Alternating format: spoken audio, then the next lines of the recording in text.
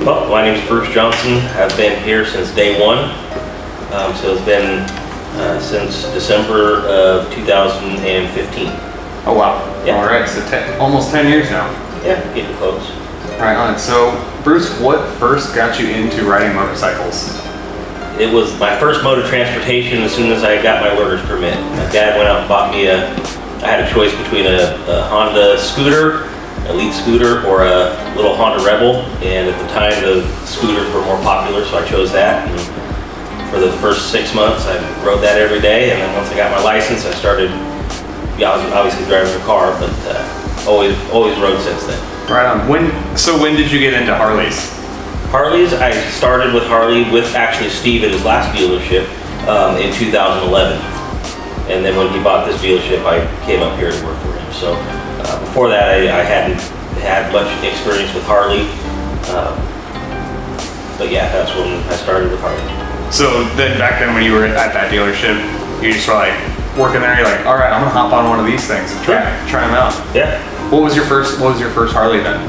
My first Harley was, I bought a Sportster 883 that I knew my wife would like, so I bought that and she rode that, and then we got rid of that for a Heritage that she liked to ride. And the cool part about working for Harley is I got to ride any bikes I wanted, so I was able to take bikes home almost every night. But then my first bike, Harley, that I owned, I had a 2011 Road Glide.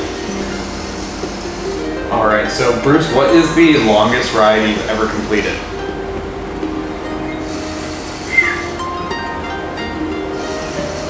Not super long, probably 350-mile round trip in a day.